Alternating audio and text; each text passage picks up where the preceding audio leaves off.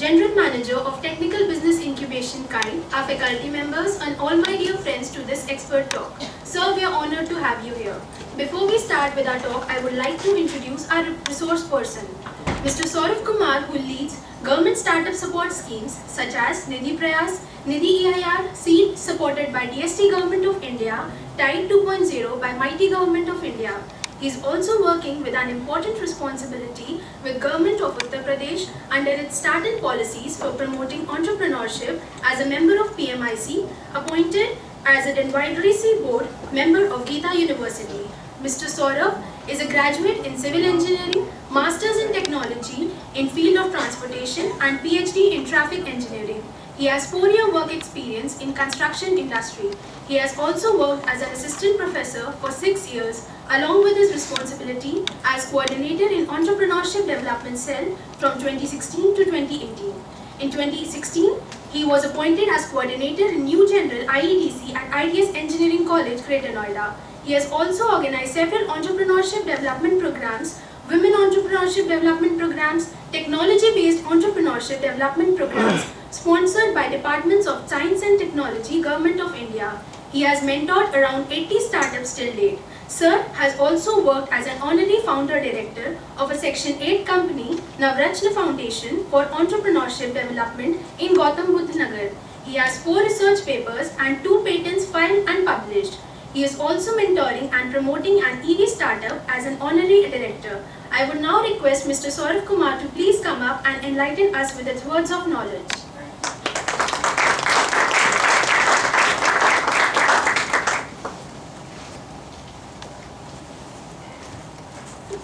First of all, thank you to the IMS and organizing the event, and thanks to the personal lady on the guys here. She also introduced me.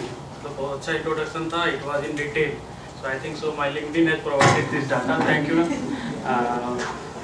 for extracting this data. मैं खुद भी proud feel कर रहा था. बहुत सारे काम किए. ठीक है. मैं उस experience को अपने यहाँ पे share कर सकता हूँ. Actually, my journey was initiated with as a civil engineer. After just graduating, I started one startup in 2011. Startup शुरू किया, बीटेक कंप्लीट होने से पहले ही शुरू कर दिया था, फेल कर दिया अच्छे से, बढ़िया वाला फेल्योर मिला था। पता नहीं था एक्चुअली उसमें दिक्कत क्या आई थी कि एक्सपीरियंस नहीं था, पार्टनर जो मिला वो उसको अपने फील्ड का नॉलेज नहीं था, मुझे उसके फील्ड का नॉलेज नहीं था। और फिर लग्जरी में आ गए, जब स्टार्टअप कंपनी शुरू की तो ऑफिस अच्छा होना चाहिए, एसी बढ़िया होना चाहिए, सोफे अच्छे होने चाहिए और इस पर खर्च किया। तो इस तरह से कुछ दिनों में ही अंदाज़ा आ गया कि अब तो गए, 6 महीने में पता हो गया कि जो हमने घर से लिया था और कुछ अपने रिसोर्सेस डेवलप किए थे कंज्यूम कर लिया है, और रिवेन्यू और एक्सपेंडिचर का जो बैलेंस शीट है हमारा ख़राब हो चुका है, तो ज़्यादा रुकना ठीक नहीं है। उसके बाद एक और कमी आई थी जो कि लीगली कहीं कॉम्प्लियंसेस में हम लोग अटक रहे थे। अगर जो मैं कंटिन्यू करता तो इलीगल कॉम्प्लियंसेस में भी आ सकता था। तो फिर मेरा डिसीजन था कि आई एम क्विटिंग, क्योंकि जब कभी चीज़ें चलो फाइनेंशियली आप बैलेंस कर सकते हो, लेकिन लीगल के साथ आप कभी भी बिजनेस में नहीं टिक सकते लंबे अरसे तक। थोड़े अरसे तक, छोटे टाइम तक आप छोटा टैक्स चोरी करके, छोटा सा लायबिलिटी लेके, रजिस्ट्रेशन ना लेके, कंपनी इनकॉर्पोरेट ना करके कुछ वक्त तक तो चल सकते हैं, जब तक कि आपका मतलब ग्रोथ लेवल उस पैरामीटर तक नहीं जाता है। या फिर आप अंडरडॉग रहना चाहते हो, चादर के अंदर ही रहना चाहते हो तो ठीक है, लेकिन आपके अंदर जो ड्रीम है कि आपको बड़ा होना है तो आप चादर में रहोगे नहीं, ऊपर उड़ना चाहोगे, और ऊपर उड़ना चाहोगे तो आपको लीगल कॉम्प्लियंसेस और सारी चीज़ों को आगे लेके चलना पड़ेगा। तो वहाँ मैंने क्विट किया कि नहीं, लीगल कॉम्प्लियंसेस मुझे डिस्टर्ब करेंगे इन फ्यूचर और ये कंपनी आगे चल नहीं पाएगी, कॉम्प्लियंसेस में उलझेगी। और ये इलाहाबाद में शुरू किया था अभी भी याद है, और एंकल Infratech private limited. So as per the background 2 चीज़ें हमने मिक्स करी थी इसमें, आईटी का और इंफ्रास्ट्रक्चर। आईटी का प्रोजेक्ट मिल चुका था, ठीक है, डिस्टर्बेंस था, लीगल कॉम्प्लियंसेस मुझे समझ में आई, मैंने क्विट किया, पार्टनर की गलती थी, ठीक है, मगर पार्टनर ने मुझे सारी चीज़ें समझाई नहीं थी तो फेल कर गया। तो यानी कि अधकचरे नॉलेज में कभी बिजनेस में आना नहीं चाहिए था, चाहिए। एक पहला चीज़ है, जब तक किसी भी फील्ड का अच्छे से एक्सपर्टाइज ना हो आप उस फील्ड में ना जाए। क्योंकि उस वहाँ जाके आप कहीं ना कहीं अटकेंगे और फिर फेल्योर आ जाएगा सामने। और कभी कभी होता है ना कि बिजनेस के लिए पढ़ाई की जरूरत नहीं है और आप लोग पढ़ रहे हैं और आप बिजनेस में क्यों जाएंगे, आप तो सर्विस इंडस्ट्री में जाएंगे, नौकरी करेंगे 5 साल, हर साल इंक्रीमेंट के लिए फाइट करेंगे, फिर कंपनी चेंज करेंगे क्योंकि एक जगह ज़्यादा इंक्रीमेंट नहीं मिलेगा, बाउंस चाहिए तो कंपनी चेंज किया, फिर बाउंस चाहिए फिर कंपनी चेंज किया, 15 साल 20 साल बाद थक जाएंगे, फिर रूटीन लाइफ में कहेंगे अब ठीक है अब तो ये है जो है ज़िंदगी अब ख़त्म।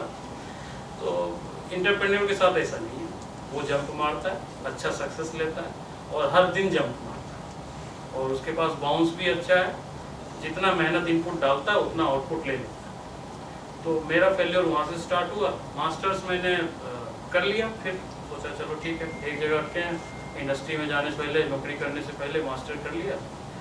तो 13 में मैंने मास्टर्स कंप्लीट करके इंडस्ट्री में, फिर मैंने 4 साल के आसपास 16 में मैं 4 साल फैमिली, मेरी वाइफ की टीचिंग में थी, तो ड्यू टू दैट मैं इंडस्ट्री से LNT में था, फिर यहाँ अजनारा में आया और अजनारा से वापस आई switch to the teaching. Actually due to family, मतलब इंडस्ट्री में मैं क्वालिटी कंट्रोल में था तो मेरे पास टाइम नहीं था, परचेज में जाया करता था, सिविल इंजीनियरिंग का फील्ड था तो lot of things was there. Construction industry थोड़ी डिफरेंट है, रात में कास्टिंग हो रही है, रात में काम कर रहे हैं, फैमिली में वो टाइम अलाउ नहीं किया, तो फिर मैंने स्विच किया टीचिंग। टीचिंग आते मेरे बस की बात नहीं, करा नहीं सकता, routine job I don't like, तो रूटीन जॉब में नहीं चल पाया, तो बट आई गॉट समवन, मतलब मुझे कोई मिला, स्टार्टअप का कीड़ा अंदर से, ये इंडस्ट्री बिजनेस नौकरी ये सारे बहुत सारी चीज़ें अंदर मैसअप चल रहा था, मैं टीचिंग नहीं कर पाता, तो मुझे कोई एक मिले, इज माई मेंटर, वो मुझे मिले और उन्होंने बोला कि इसमें काम करोगे, मैं नाम भी ले सकता हूँ, doctor SP Mishra, India first PhD इन एंटरप्रेन्योरशिप, वो मुझे मिले और बोले तुम टीचिंग कॉलेज में भी कुछ कर सकते हो तो करो। ये जर्नी मैंने ITS इंजीनियरिंग कॉलेज से शुरू की। वहाँ पे फिर मुझे मिले डॉक्टर कंसल, जो हमारे DC भी रहे अभी AKTU के, आप लोग हो सकता है नाम जानते ही होंगे। तो एक दिन उन्होंने बुलाया वही टीचिंग जॉब के 3-4 महीने बाद कि एक E-सेल बनाते तुम हेड करो, देखोगे उसमें काम करोगे। So along with me there was one person, Manvin Chatta, Sardar जी थे, वो अभी IIT दिल्ली में काम कर रहे हैं इंक्यूबेशन। सो मनविन चट्टा, बहुत लोगों ने डिनाई किया क्योंकि किसी को भी रूटीन जो टीचिंग में आया तो चाहता है 2 लेक्चर ले, सुकून से पढ़े रहे अपने, हमारा 2 लेक्चर लेना काम है, बाकी जो कॉम्प्लियंसेस हैं उसको करते रहे, जो एक्सेल डाटा भरना है, सॉरी मतलब मेरा थॉट है, मतलब मैं टीचिंग में रहा हूँ तो बहुत अलग अलग काम आते हैं, बिना मर्जी के एक्सेल आते हैं भरने पड़ते हैं, बिना मर्जी का नोट आता है भरना पड़ता है मतलब दिन भर में कुछ भी आ सकता है आपके पास, आपको भर के देना है, हमें नहीं पसंद। तो हमने ये स्विच किया और E-सेल में आ गए, और E-सेल में टीचिंग लोड हमारा बराबर रखा गया था, जो 19 घंटे मिलते हैं 19 घंटे हमारे पास भी थे। उसके बाद हमने स्विच किया कि चलो E-सेल के लिए काम करें। E-सेल वाज एक्स्ट्रा रिस्पॉन्सिबिलिटी हम लोगों को मिला, और पहली बार ITS में हमने 40,000 का ग्रांट लिया गवर्नमेंट ऑफ इंडिया से, ओनली 40,000 16 वाले फाइनेंशियल ईयर, और 40,000 के ग्रांट से शुरू किया, और 2017 के शुरुआत में Manvin left us, he move to the IIT Mandi, और 17 में हमने पहला ग्रांट लिया 5 CR ITS में, और वहाँ से ये जर्नी थोड़ी सी और है, हर साल मतलब पहला 40,000 लिया, दूसरे साल 11 लाख, फिर 13 लाख, फिर वो 5 CR प्लस ये छोटे मोटे ग्रांट आने लगे। So things has been change और काम बढ़ गया।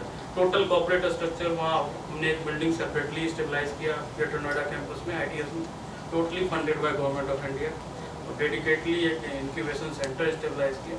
वहाँ से जर्नी मेरी इंक्यूबेशन की शुरू हुई। So adding to the all those point, ये भी जर्नी का पार्ट रहा, और वहाँ से मैं इंक्यूबेशन में आया। Currently I have done 1.5 years before during COVID to the TBI kite। यहाँ पे एक सत्येंद्र जी थे जो कि he was from the government side, deputation पे यहाँ आए हुए थे as a general manager to the TBI 2007 से, उन्हें गवर्नमेंट ऑफ इंडिया ने डेपुटेशन पे यहाँ भेजा। सो TBI जो बॉडी है, TBI से इंट्रोड्यूस करूँगा टेक्नोलॉजी बिजनेस इंक्यूबेटर का काम क्या है। इंक्यूबेशन मीन्स हम बड़े इजीली इंट्रोड्यूस्ड हैं, हॉस्पिटल में इंक्यूबेटर्स होते हैं। वो क्या करता है, कोई बच्चा किसी क्रिटिकल कंडीशन में हो तो उसको एक सुटेबल इन्वायरमेंट देता है कंट्रोल सिस्टम में। हम ICU जैसे बोलते हैं। ICU क्या होता है, जब हम किसी क्रिटिकल कंडीशन में होते हैं, बॉडी थोड़ी कमज़ोर होती है, वीक होता है, तो उसको सस्टेनेंस देने के लिए एक सपोर्ट सिस्टम पूरा प्रोवाइड किया जाता है। उसी तरह हम लोग कंसीडर करते हैं स्टार्टअप क्या है। स्टार्टअप इज ऑल्सो हमारी तरह, जैसे मैं शुरू में ही फेल कर गया, मेरे को कोई मिलता कि नहीं ये लीगल कॉम्प्लियंसेस है, इसको फॉलो करो, ये एडमिनिस्ट्रेटिव बजट ऐसे मेंटेन करो, बिजनेस प्लान बनाओ, बिजनेस प्लान के हिसाब से स्टेज बाय स्टेज मूव करो, इन्वेस्टमेंट धीरे धीरे डालो, आउटकम ऐसे ऐसे मैं हैंडल करो, टीम ऐसे मैनेज करो, एडमिनिस्ट्रेटिव ऐसे मैनेज करो। कोई मेंटर मिलना चाहिए, कोई मेंटर मिलना चाहिए। आज जैसे ये सेशन हो रहा है, how to plan startup and legal and ethical steps, actually ये मेंटरिंग है, थोड़ा बहुत मैं बता के जाऊँगा। मेरे पास जो है ये कल आप में से जो यहाँ 50, 60, 70 स्टूडेंट्स बैठे हैं, इसमें से एक दो कोई भी कन्वर्ट होके आएगा, उसे थोड़ा सा तो ज्ञान होगा कि मुझे थोड़ा सा धीरे धीरे प्लान वे में मूव करना होगा, मुझे आइडिया को पहले आइडेंटिफाई करना होगा, उसको मैं वैलिडेशन कराना होगा, फिर प्रोटोटाइप डेवलप करना होगा, और फिर जाके उसका बिजनेस प्लान बना के फिर कमर्शलाइज करेंगे। So all these are the step wise development. मैं सर्टेन आया, 3rd ईयर में था, स्किल नॉर्थ जोन का बेस्ट परफॉर्मर इन द आई तुरंत इस कॉलेज का नाम नहीं लेना चाहिए सॉरी, लेकिन बेस्ट परफॉर्मर था वो। पहला प्रोग्राम ये 2017-18 में शुरू हुआ, 17-18 में शुरू हुआ ये जर्नी। अब आप लोगों को एक माहौल बन के आ गया, अब लगभग नेशनल लेवल पर, कल भी AKTU में रीजनल बिट किया था IIC। सो अब जाके एक माहौल बना है कि आपको हर जगह मेंटर मिल रहे हैं। AKTU ने भी स्टार्टअप हब शुरू इनोवेशन हब शुरू किया है, वहाँ भी जो हेड है वो मेरा कलीग है, महेश सिंह, अभी जो हेड कर रहा है अभी इनोवेशन हब AKTU में, वो भी मेरा कलीग है। हमारी टीम में 2018 में उसे लिया था। तो मतलब पूरा इकोसिस्टम अब डेवलप हो चुका है, जबकि आप लोग कन्वर्ट हो सकते हो, अपने आइडिया को लेके स्टार्टअप के तौर पे जा सकते हो। We are world 3rd startup ecosystem now, दुनिया की 3री सबसे बड़ी स्टार्टअप इकोसिस्टम है। 70,000 स्टार्टअप DPIIT रजिस्टर्ड, यानी कि जिनके इनोवेशन प्रूव्ड, DPIIT रजिस्ट्रेशन जो गवर्नमेंट ऑफ इंडिया की तरफ से स्टार्टअप्स को दिया जाता है, रजिस्ट्रेशन है, जिसमें आप जब रजिस्ट्रेशन प्रोसेस में जाते हैं तो आपको अपने इनोवेशन को उसमें इनपुट एंट्री डालनी होती है, तो बताना पड़ता है, उसके वेरिफिकेशंस होते हैं, रिव्यू होते हैं, फिर आपको DPIIT सर्टिफिकेट मिलता है। उसके बेसिस पे आप स्टार्टअप कंसीडर्ड होते हो जो रजिस्टर्ड है। उसके अलावा कितने हैं जो उस लेवल तक पहुंच ही नहीं पा रहे, रजिस्टर्ड नहीं हो पा रहे, क्योंकि इनोवेशन उनका उस पैरामीटर पे नहीं। So now we have all those ecosystem. बहुत सारे बिजनेसमैन, गाजियाबाद ऑटोमेटिक अपने आप में एक एंटरप्रेन्योर का हब रहा है।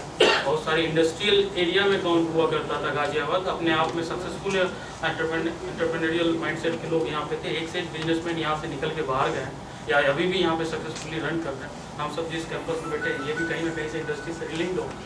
सारे फाउंडर लगभग हर एकेडमिक इंस्टीट्यूशन के कहीं ना कहीं लिंक रहे हैं किसी ना किसी इंडस्ट्री से। तो हम इस रीजन में जहाँ की एंटरप्रेन्योरियल माइंडसेट आज से नहीं, आज से 150-60 साल पहले से बुलंदशहर डिस्ट्रिक्ट था, और ये आउटर एड्स था जहाँ पे लोग छोटे छोटे यूनिट्स लगाते थे, दिल्ली का आउटर, बुलंदशहर का आउटर, और उस तरह से काम। सो एंटरप्रेन्योर के रात में बैठ के या शाम में बैठ के अपनी बही खाता, या फिर जो भी आज के जितने एडवांस हुए होंगे, एक्सेल मेंटेन करते होंगे तो एक्सेल एंट्री, बाद में GST मैनेजमेंट, लीगल भी बात, कुछ कानूनी पचड़ा भी पड़ा तो वो कॉम्प्लियंसेस भी देख लिया। मतलब एक एंटरप्रेन्योर जो होता है मल्टीपल टास्क साइमल्टेनियसली करता है, वो खुद सब कुछ करता है। वो शुरुआत में जो छोटा बिजनेसमैन है या स्मॉल SME में आता है, स्मॉल मीडियम एंटरप्राइजेज में आता है, वो मल्टीपल टास्क खुद करता है, क्योंकि इतना रिसोर्स नहीं होता कि हम हर चीज़ के लिए, अकाउंट्स के लिए एक CA रख लें, फाइनेंस मैनेजमेंट के लिए एक ये मास्टर से, कुछ ना कुछ सोचो। अच्छा, एक डेफिनेशन कोई भी बता सकता है, इन्वेंशन और इनोवेशन में अंतर क्या?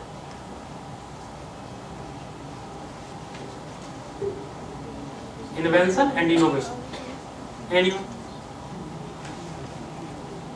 दोनों एक ही चीज, थोड़ा सा अंतर है, माइनर से। एक बक्से में बंद है, एक लोग यूज कर।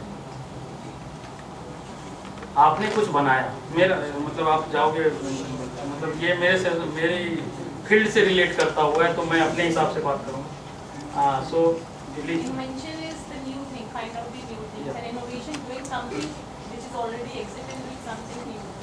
सो हमारे सो इसको आप ये आसपास जाता है, लेकिन जो मेरा जिस फील्ड में हम लोग काम करें और जिस चीज़ के लिए काम कर रहे हैं, सो इन्वेंशन इज समथिंग लाइक जिसको हमने डेवलप किया totally new and kept in a box, frame करा के शीशे पे लगा दिया और केप्ट। हमारे रिसर्च पेपर आते हैं हर साल, पीएचडी कम से कम कितने पीएचडी अवार्ड होते हैं सर, मतलब हजारों में पीएचडी इंडिया में अवार्ड होते हैं और यहाँ हर पीएचडी अपने आप में यूनिक होता होगा तभी तो अवार्ड हो रहा है।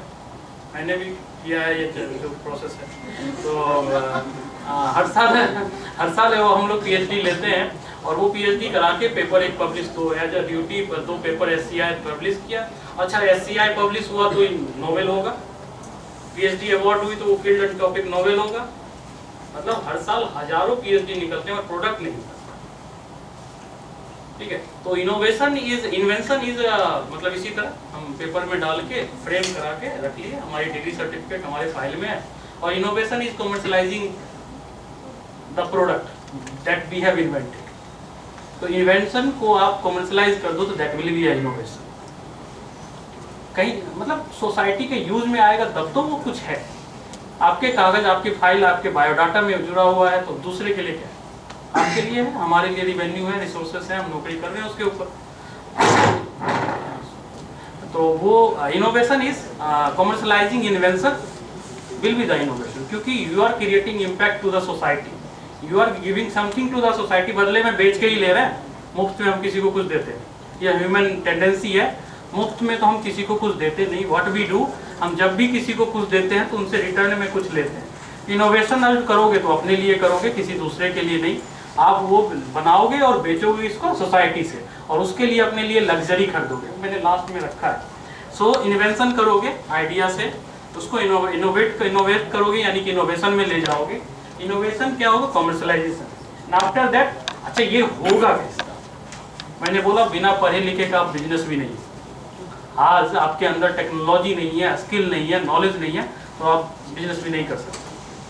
अंबानी जी को जरूरत नहीं थी अपने बेटे को, आकाश को, और अपने लड़के को, अपनी लड़की को कहीं भेजना, क्योंकि बहुत बड़ा एंटरप्राइज था। वो हमारे जैसे हजारों रखे हुए, लाखों रखा है। MBA, IITN, कैट, मैट सब खत्म है उनके कहानी, बाउंड्री ही नहीं है। मतलब उनका लड़का जो जाके बोलते मुझे UPSC की तैयारी करनी, 2-4 थप्पड़ मार दे, तो वो क्षमता है। मगर तब भी उन्होंने उसे भेजा पढ़ने के लिए। क्यों? क्योंकि ये जरूरी है, मैं ये तो बोलूँ, क्योंकि स्किल्ड होना, एडुकेटेड होना, टेक्निकली साउंड होना is important to every aspect of the life. So technology important है। आप आइडिया को इनोवेट करो टेक्नोलॉजी की मदद से, और उस आइडिया को करो जिसके अंदर मार्केट पोटेंशियल। अब कुछ भी उठा के गूगल से उस पर आप बोलो कि मैंने कर लिया, इनोवेट कर रहा हूँ, नया प्रोडक्ट बना रहा हूँ। यहाँ प्रदर्शनी में लगा लेते हैं, हम लोग करते हैं, और टेक फेस्ट करते हैं ना हर साल, एनुअल टेक फेस्ट हर कॉलेज में होता है। उसमें से जितनी चीज़ें होती है गूगल से होती है, नॉट ऑफ यूज़। आगे कॉमर्शलाइज नहीं हो सकती, मार्केट में नहीं जा सकती। कुछ होंगे, 1-2% होंगे, मैं उसको वो नहीं कर सकता। कुछ अच्छे होते हैं जिसको हम मार्केट नहीं ले जाते या कॉमर्शलाइज नहीं करते। सो उसी प्रोडक्ट पे काम कीजिए जिस पे मार्केट पोटेंशियल, जो लोगों के प्रॉब्लम्स को सॉल्व कर सके, जो लोगों के नीड को सॉल्व कर सके। मुझे जिस चीज़ की ज़रूरत है वही तो आपसे खरीदूंगा। आप कुछ भी बना दोगे मैं खरीद लूँगा। नोकिया बोला कि मैं प्रोडक्ट चेंज नहीं करूँगा, तो दुनिया बोली मैं तुम्हें चेंज कर दूँगा। हैज़ डन, हमने किया। 2011 तक हम सबके पास था। मैं 2003 से मोबाइल यूज़ कर रहा था। मैं नोकिया 1100, नोकिया 3310, इस तरह से हम आपसे अगली जनरेशन, हम लोग थोड़े पुराने हो गए, हमारा मॉडल पुराना है, तो हमारी जनरेशन ने यूज़ किया है वो बड़े बड़े मोबाइल। मेरे पापा के पास इतना बड़ा मोबाइल था, वो 98 के आसपास। तो उसका जो है, उसका छोटा मोबाइल आया, तो हमने 1100 यूज़ किया, फिर 3310, उसके नोकिया 6600। जैसे नोकिया कोई घमंड था कि इंडिया नोकिया के अलावा कुछ पसंद नहीं करेगा। एंड्रॉयड आया 2011 में। नोकिया ने बोला कि मैं विंडो पे ही रहूँगा। तो प्लेटफॉर्म नोकिया ने बड़ा फ़ोन लाया था। पहले उनका अपना नॉर्मल फ़ोन था और कैमरा वैमरा सब आ गया था, अच्छा था। N सीरीज़ और लाइक दैट बहुत सारे मोबाइल थे उस टाइम मार्केट में। जब नोकिया ने उसको स्केल करने की कोशिश नहीं की, जब मार्केट में एंड्रॉयड लॉन्च हुआ, तो Nokia told that to the world कि हम तो दुनिया के नंबर 1 हैं, हम विंडो ही चलाएंगे, लोग विंडो ही यूज़ करें। Window phone was there in the market that time. Quality pad और इस तरह के मोबाइल नोकिया ने लॉन्च किया।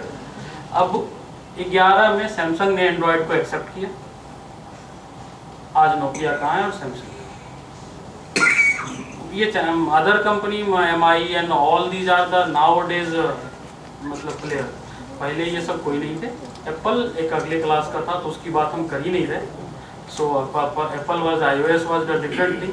जो हमारे मतलब यूज़ का था, जो एज मास लार्ज नंबर पे जिसके कस्टमर्स थे, जो कि स्केल कर सकता था ग्लोबली, वो था हम आप, जैसे middle class and other thing.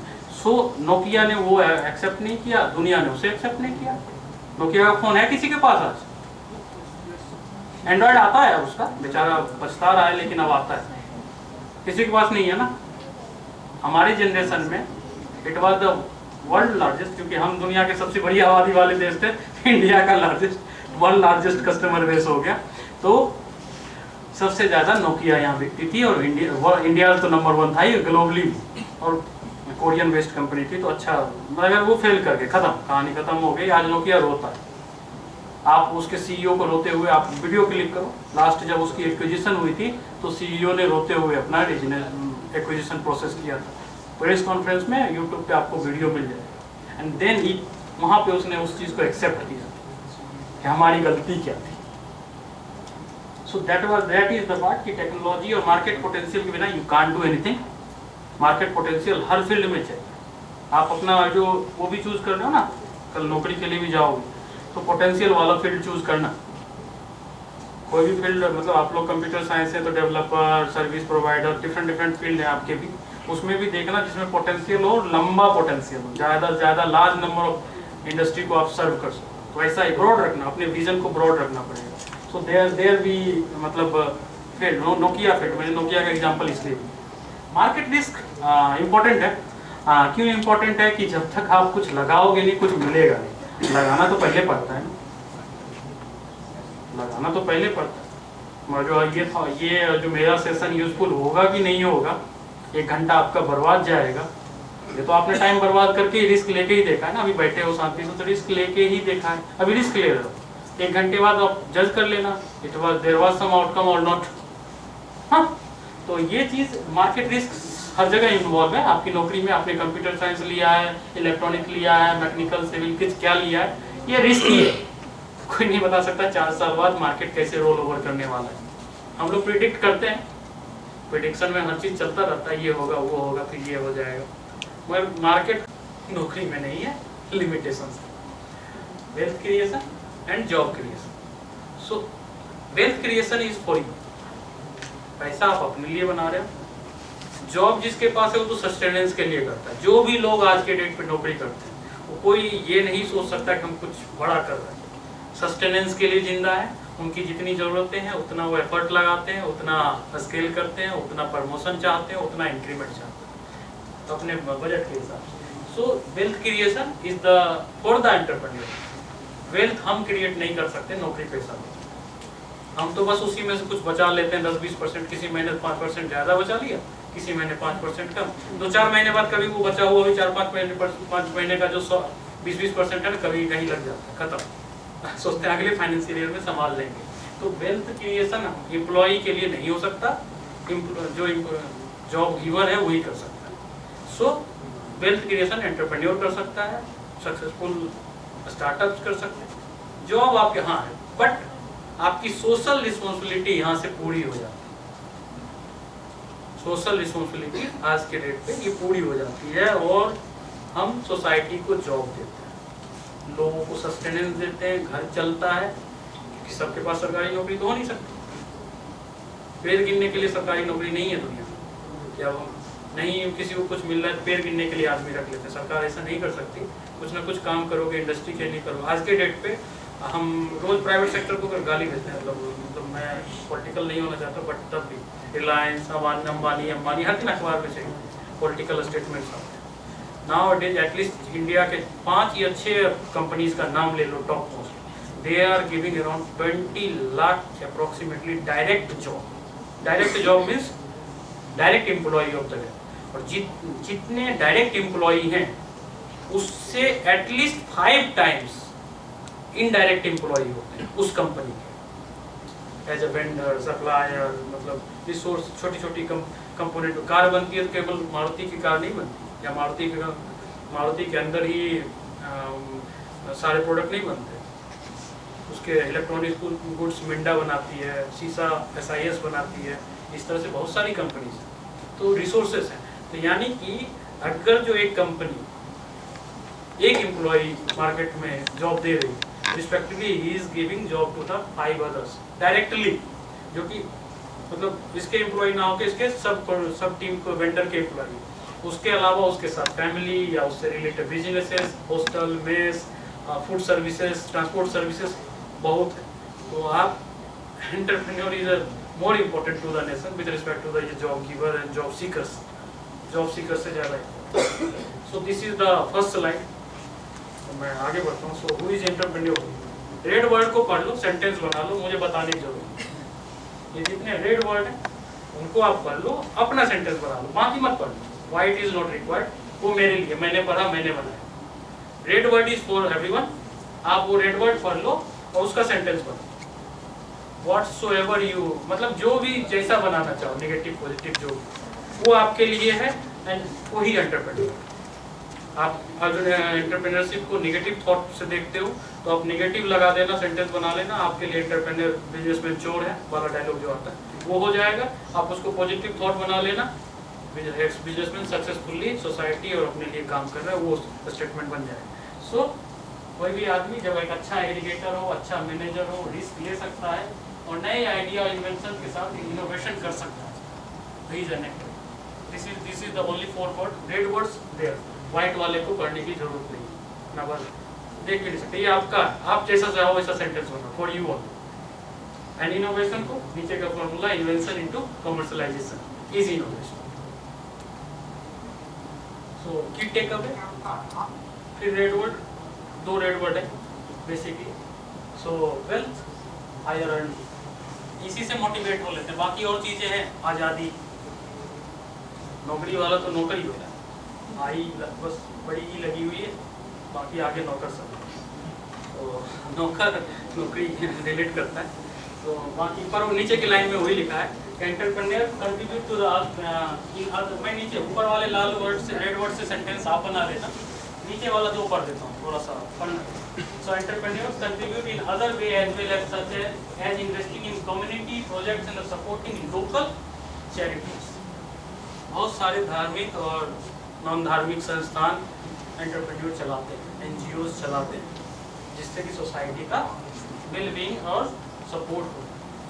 Eight last, too much entrepreneurship यानी कि high self employment can detrimental to the economic.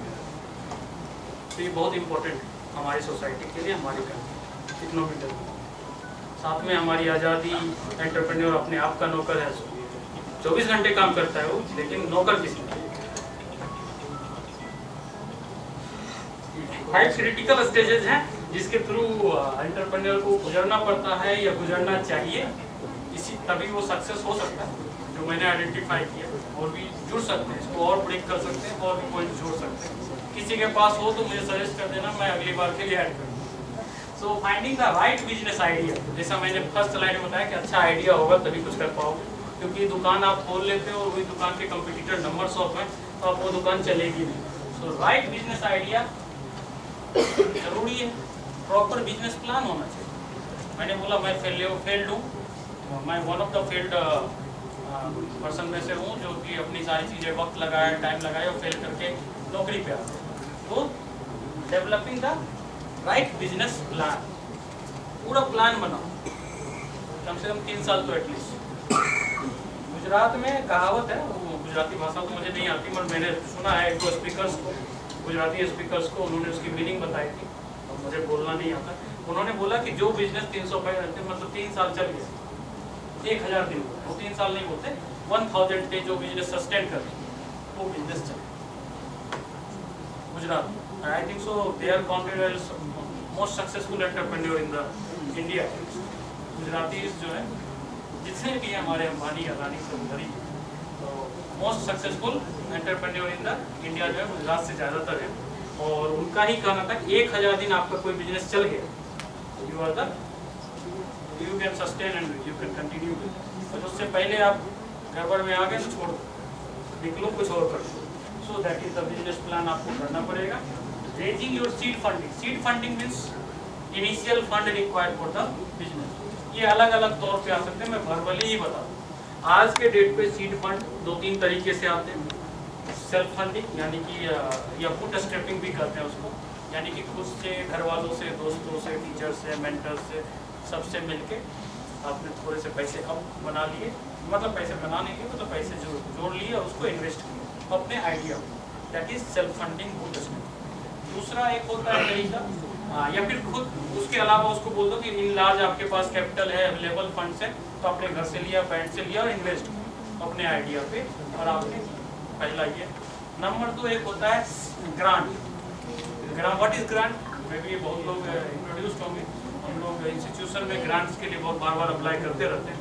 तो grant is the fund that is given to the startup nowadays. अलग अलग स्कीम्स हैं, मैंने जैसे मेरे इंट्रोडक्शन में था निधि EIR, एंटरप्रेन्योर इन रेजिडेंस, निधि प्रयास, promotion of young aspiring science and technology startups, तो निधि प्रयास, मिटी टाइप 2.0, न्यूज एन IDC, इस तरह के जो भी स्कीम्स है गवर्नमेंट ऑफ इंडिया के, they are providing grant to the startup to convert their innovative idea and commercialize. 10 lakh, 20 lakh, crore तक जा रहे हैं। अलग अलग छोटे छोटे सेपरेटली स्कीम्स आते हैं, डायरेक्टली हैकाथन के फॉर्म में, आइडियाथन के फॉर्म में, हाइडेक्स के थ्रू, यानी कि मिनिस्ट्री ऑफ डिफेंस का जो एक अभी नया बॉडी आया हाइडेक्स, वो हाइडेक्स के अंदर अभी 1.5 करोड़ रुपये मैंने बोला हमारे यहाँ के एक alumni and as well as startup को दिया गया। तो दैट इज ग्रांट इज कि आपको पैसा लेना मिलेगा गवर्नमेंट से, आप उसको अपने आइडिया पे इन्वेस्ट करो, खर्च करो प्रॉपरली, और वो खर्च करने का आपसे पहले से प्लान मांगेंगे, और खर्च करके अपने बिजनेस को बड़ा कर लो, स्केल कर लो, और उसका हिसाब किताब गवर्नमेंट को जमा करो। पैसा नहीं जमा करो, पैसा जमा नहीं करना, आपको उसके हिसाब किताब, यूटिलाइजेशन सर्टिफिकेट बोलते हैं लीगल लैंग्वेज। सो UC GFR आता है, GFR अलग अलग नंबर से उसके, यूटिलाइजेशन सर्टिफिकेट उसके अंदर क्या और सर्टिफिकेट है, तो यूटिलाइजेशन सर्टिफिकेट आप उठाओ, तैयार करवाओ, CA से ऑडिट कराओ और सरकार को जमा कर दो, डन। आपका 1.5 करोड़ पाया, 2 करोड़ पाया, जो पाया वो आपका। अब अभी बिजनेस शुरू करने के लिए आपके हाथ में 1.5 करोड़ रुपए हाथ में नगद मिल जाए, वो आपका है, आपको बस प्रॉपरली यूज करना है, स्केल करना है, कमर्शलाइज करना है, तो बताओ नौकरी करोगे? बट उसके लिए अच्छे आइडिया और इनोवेशन होने चाहिए, तभी मिलेगा। ये भी एक इम्पोर्टेंट पॉइंट है। उसकी कुछ क्राइटेरियाज होती हैं जो आपको वहाँ पिच करनी होती है, प्रेजेंट करनी होती है, फिर सो वो सीड फंड ग्रांट। और तीसरा होता है एक तरीका और भी है, लोन लेना मार्केट से, वो भी सीड ही माना जाता है, फंड मैनेजमेंट की है, लोन लेना बैंक से। और सीड एक उसमें होता है सब्सिडी, तो अलग अलग स्कीम्स है, जैसे फॉर एग्जांपल अभी किसी को अभी छोटा सा एक startup unit, manufacturing unit start करना, प्रधानमंत्री employment generation program PMEGP। PMEGP में क्या करते हैं, 25 लाख का लोन देते हैं, और उसमें 25% से 35% तक का लोन माफ होता है, सब्सिडीज मिलती है as per the business plan and category. थोड़ा सा उसमें हमारी रिजर्वेशन सिस्टम भी लागू है, तो जनरल कैटेगरी और SC ST इस तरह से 25 से 35% तक का उसमें से लोन माफ होता है। सो ये सीड फंड आप कहाँ से फंड अरेंज करोगे, ये आपकी जिम्मेदारी है विथ इनोवेटिव आइडिया। सो दूसरा आजकल मार्केट में एक नया क्या अच्छे वक्त से investors, venture capitalist, angel investors, ये सारे भी लोग मार्केट में अवेलेबल। अगर जो आपके पास अच्छा इनोवेटिव आइडिया है, शार्क टैंक का नाम सुना था? बहुत सुना होगा। So what was that? Private आदमी बैठा है और पैसा लेके बैठा है, भैया तुम्हारे अच्छे आइडिया हैं, इतना शेयर मेरा, इतना। इसको equity partners, angel investors, venture capitalist, इस तरह के नाम से हम संबोधित करते हैं। ऑटोमेटिकली ये है कि आपके बिजनेस का हिस्सेदारी खरीद रहे हैं। क्यों खरीद रहे हैं? क्योंकि इनोवेटिव आइडिया है, अच्छा काम कर रहे हैं, फ्यूचर में बिजनेस बड़ा होने वाला है। सो मार्केट में सीड फंड लेना, बिजनेस को बड़ा करना बहुत आसान हो गया। एक से एक नाम है, बहुत सारे एग्जांपल्स हैं। मतलब आज के डेट में 105 यूनिकॉर्न है इंडिया में, 105 यूनिकॉर्न। यूनिकॉर्न का मतलब होना चाहिए, सक्सेस और फेलियर तब भी नीचे लगा ही रहेगा। बड़ी बड़ी मैं बड़ा एग्जांपल नोकिया का दिया था, एक मोदी इंडस्ट्रीज का भी एग्जांपल देता हूँ जो हमारे इन हाउस इस शहर का। सेकेंड वर्ल्ड वॉर में लार्जेस्ट सप्लायर्स में से रहे फूड प्रोडक्ट्स, अलग जो छोटे मोटे लालटेन इस तरह के आइटम्स का सबसे बड़ा सप्लायर जो इंडस्ट्री था वो मोदी इंडस्ट्रीज था, जो आज भी हमारे गाजियाबाद में मोदी नगर में कुछ इंडस्ट्रीज उनकी चल रही थी। नाउ इट इज समहाउ मैं उन्हें फेल्योर मानता हूँ। कुछ इंडस्ट्रीज चल रही, परिवार डिस्ट्रीब्यूटेड है, ये वो चल रहा है, डिस्प्यूट चल रहा है, लेकिन नाउ इट इज फेल्योर। जो आज से 70-80 साल पहले दुनिया का वन ऑफ द बिगेस्ट, मतलब दुनिया के उस टाइम बहुत सारी इंडस्ट्री रही होगी, और सेकेंड वर्ल्ड वॉर के टाइम में उस युद्ध में सप्लायर रहा हो ऐसी कंपनी आज के डेट पे कहीं नहीं स्टैंड कर रहा है, तो फेल्योर ही हुआ मेरे हिसाब से। तो बट रिलायंस, अंबानी, अदानी, टाटा ये सब अच्छा काम कर रहे हैं। तो सक्सेस फेल्योर इन सारे पॉइंट्स के ऊपर करता है। अब थोड़ा आते हैं बिजनेस के बारे में कि लीगल एंटिटीज, हमने थोड़ी सी बात की थी, थोड़ा अभी तक एथिकल जा रहा है। अभी तक जो हम काम कर रहे थे वो दैट वाज एथिकल, थोड़ा सा लीगल पे आता। एंटिटीज का मतलब क्या? आइडेंटिफिकेशन, हमारा नाम ये है, हमारा नाम ये है, हम यहाँ से बिलोंग करते हैं, ये लीगल आइडेंटिफिकेशन जो होती है कंपनीज के लिए, बिजनेसेस के लिए सिस्टम ने डिफाइन कर रखा। सिस्टम ने कौन किस लेवल पे काम करेगा, तो सिस्टम ने ये डिफाइन कर रखा, और इसको डिफाइन करने के लिए इन्होंने 4 कैटेगरी में रखा है। पहला कैटेगरी है प्रोप्राइटरशिप, बड़ा सिंपली बताऊंगा अपने नॉर्मल लैंग्वेज में, इसको छोड़ते हैं। मेरा दुकान, मैं मालिक, मैं बैठता हूँ, मेरे बाद मेरा बेटा बैठेगा और किसी को कोई एम्प्लॉयमेंट नहीं देगा, that will be counted as proprietorship. वो एंटरप्रेन्योर हो ही नहीं सकता। जिसने एम्प्लॉयमेंट नहीं दिया सोसाइटी को, नंबर्स स्केल नहीं किया हर साल, अभी मेरे पास 4 एम्प्लॉई है, अगले साल 16 होंगे, उसके अगले साल 32 होंगे, उसके अगले साल 64 होंगे, ही इज नॉट एंटरप्रेन्योर। ठीक है, तो किसी के पास ऐसा लगता है कि किसी ने एक दुकान खोल ली और वो एंटरप्रेन्योर कहलाएगा, ऐसा नहीं। जब तक आप स्केल नहीं करते, स्केल का मतलब दिन दोगुना रात चौगुने वाली बात जो हमारे लोकल लैंग्वेज में है, तो वो नहीं करते हो तब तक आप एंटरप्रेन्योर नहीं। पान दुकान, पान वाला पान खोलता है, खुद चलाता है, जब तक उसके हाथ पैर कांपे नहीं तब तक खुद चलाया, उसके बाद बेटे को बिठा लेता है, बेटा भी अपने अगले जनरेशन पोते को देता है, ही इज नॉट एंटरप्रेन्योर। जब तक आप स्केल ना करो। अभी तक मेरे से 7-8 साल पहले तक जैन सिकंजी, नाम लेता हूँ सब जानते हो, मैं उसे एंटरप्रेन्योर नहीं मानता था। जब मैं जानता था, मतलब 2011-12 से मैं जान रहा हूँ, क्योंकि उन्होंने 1-2 दुकान खोल रखी थी, एक पे खुद बैठते थे, एक पे कोई बेटा बैठता था, एक पे कोई बैठता था। आज के डेट पे जैन सिकंजी, शार्क टैंक में उनकी घर की लड़की गई थी, तो उसने फंड रेज किया था जैन सिकंजी के बोतल पैकेजिंग के। वो प्रोडक्ट अब मार्केट दुकान में आ रहे हैं, 10 रुपए में बोतल है, बड़ा प्यारा है, मतलब आई यूज दैट, मतलब कोल्ड ड्रिंक की जगह उसको यूज़ करना अच्छा लगता है। और थोड़ा सा हम लोग उस माइंडसेट के हैं तो सपोर्ट सदैव जितना हम यूज़ करेंगे तो हमारे साथ जानने वाले 10 और यूज़ करेंगे, कस्टमर बेस बढ़ेगा। अच्छा है, सपोर्ट करना चाहिए। तो दैट इज एंटरप्रेन्योर। उससे पहले जैन साहब खुद एंटरप्रेन्योर वगैरह नहीं थे। ऐसी गद्दी तो हजारों हमारे हिंदुस्तान में चले हैं, और ऐसे प्रोडक्ट हमारे हर शहर में है, ऐसे प्रोडक्ट हमारे हर शहर में है। यूपी नहीं, entire India has some speciality in respective place. हर लोकेलिटी में कुछ ना कुछ यूनिक है। अब वो स्केल नहीं कर रहा तो वही खत्म हो रहा है। जैन साहब अब स्केल कर रहे हैं। अब देखो तो हर जगह उनके अब stall, hotels and restaurant and chain खुल रहे हैं। तो this is the entrepreneurship. Jain साहब आज से 8 साल पहले बस एक दुकानदार थे, इसके अलावा मेरे माइंडसेट से तो नहीं थे। कुछ पैसा होगा, प्रॉपर्टी होगी, that is different thing. So that is proprietorship. Partnership firm होता है 1 से 2 लोग। यहाँ भी थोड़ी सी कंडीशंस जो है, बैंक वगैरह भी भरोसा नहीं करती। आप एज ए इंडिविजुअल कोई बिजनेस शुरू कर रहे हो, आप जाओ दुकान बैंक के पास, ज़्यादा वैल्यू नहीं देता, भगाता है, इतने बहुत सारे कॉम्प्लियंसेस लेगा, मॉर्गेज मांगेगा, बहुत सारी दिक्कतें करेगा, इंटरेस्ट रेट भी हाई ऑफर करेगा, तो वहाँ पे चलता है। पार्टनरशिप उससे थोड़ी अच्छी मानी जाती है। अच्छा, इसका कारण क्या है? एक और मामला है। ये माना जाता है कि आपकी दुकान कल कोई वक्त, कोई कारण, कोई डिस्टर्बेंस के कारण आपके दिमाग में आ गया, या कोई भगवान ना करे आपकी कोई बुरी बात हो गई, कोई दिक्कत हो गया, तो आपकी दुकान बंद हो जाए।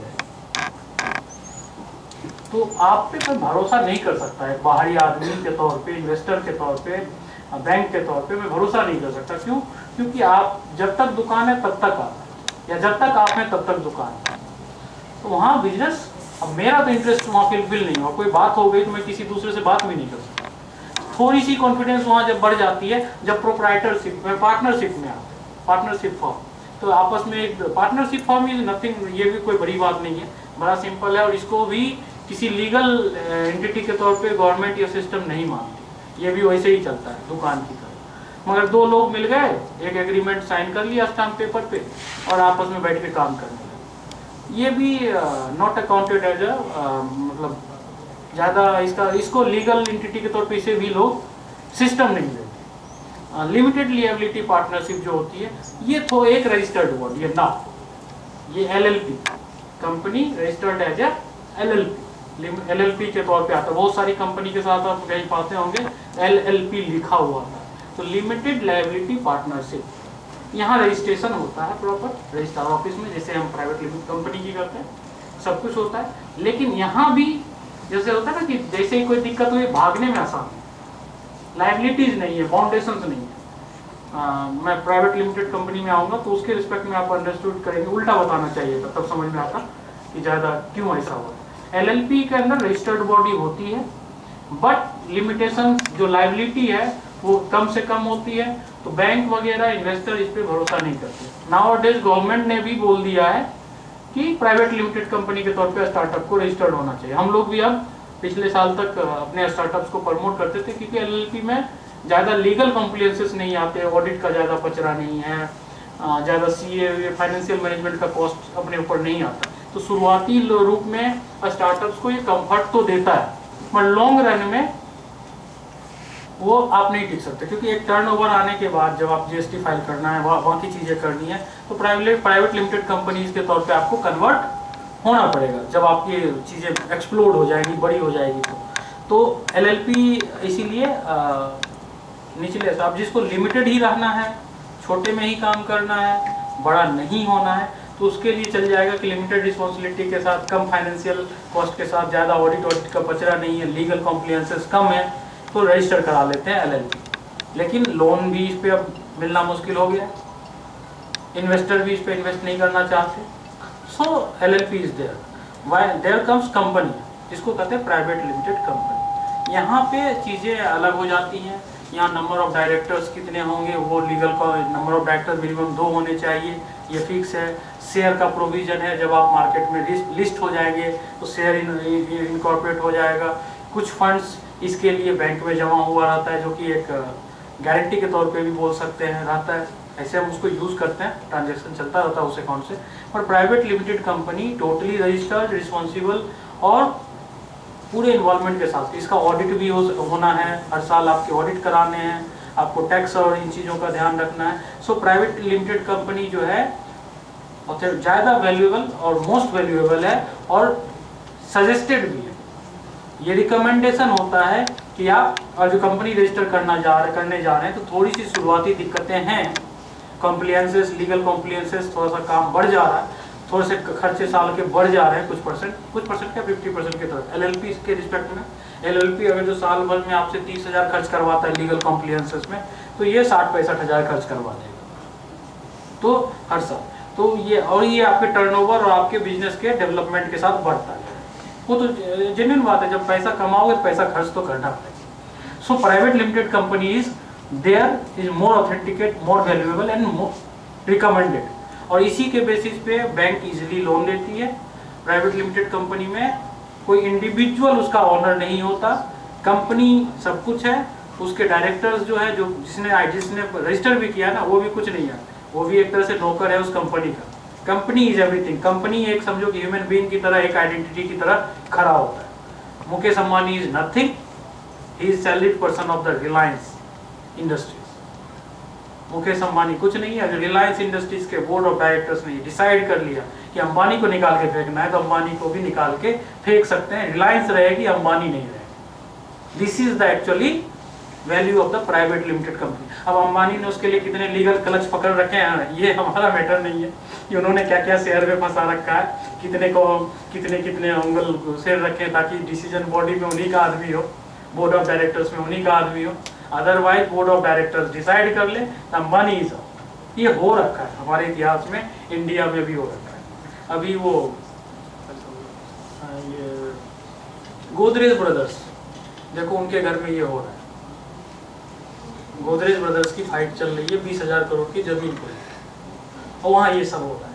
तो आप उसको स्टडी करोगे तो ऑटोमेटिक समझ जाओगे कि कंपनी इंपॉर्टेंट है, Godrej is important, brothers are not important. ज्यादा फाइट करेंगे तो जो डायरेक्ट बोर्ड ऑफ डायरेक्टर्स है गोदरेज ब्रदर्स को बोलेगा जितना शेयर है उतना हिसाब किताब लो और निकलो, तुम रहो ना रहो गोदरेज तो रहे। This is the actually private limited company, इसलिए गवर्नमेंट भी रिकमेंड कर रही है, उसकी लीगल एक्टिविटीज स्टैंड करती है जस्टिफाई।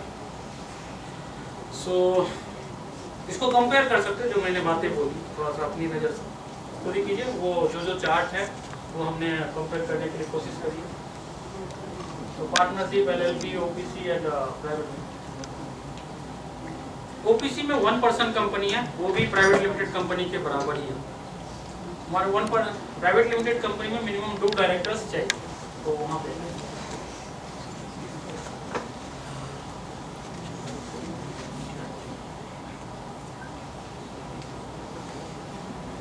मैंने नीचे सोर्स का नाम दे दिया। एक्चुअली हमारे सीएस है, उन्होंने ये मुझे पढ़ाया है मैं आपको बता रहा हूँ, क्रेडिट देना बनता है, जिससे आपने सीखा उसको क्रेडिट देना चाहिए। सो आवर सीएस, मैं क्योंकि मेरा जो प्रोफाइल है अब एडमिनिस्ट्रेटिव हो चुका है, but otherwise I am from the engineering side, तो मेरा ये प्रोफाइल नहीं है। But I have gone this knowledge due to my services from this person. He is the company secretary to the various IIT incubators and TPI। So मैं आगे बढ़ता हूँ, मैंने ये बातें अपनी बातों में बताई। यहाँ पे भी अगले स्टेज में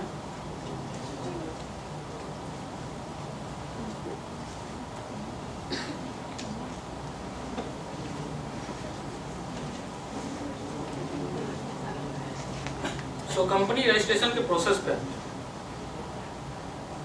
stage 1 DSC digital signature, stage 2 name reservation, stage 3 document preparation, उसमें बहुत सारे MOA AOA ये सारी चीज़ें होती, मैं थोड़ा सा डिफाइन कर दूंगा पहले स्टेज एक बार। स्टेज 4 कंपनी इनकॉर्पोरेशन, यानी कि रजिस्ट्रेशन हो जाएगा।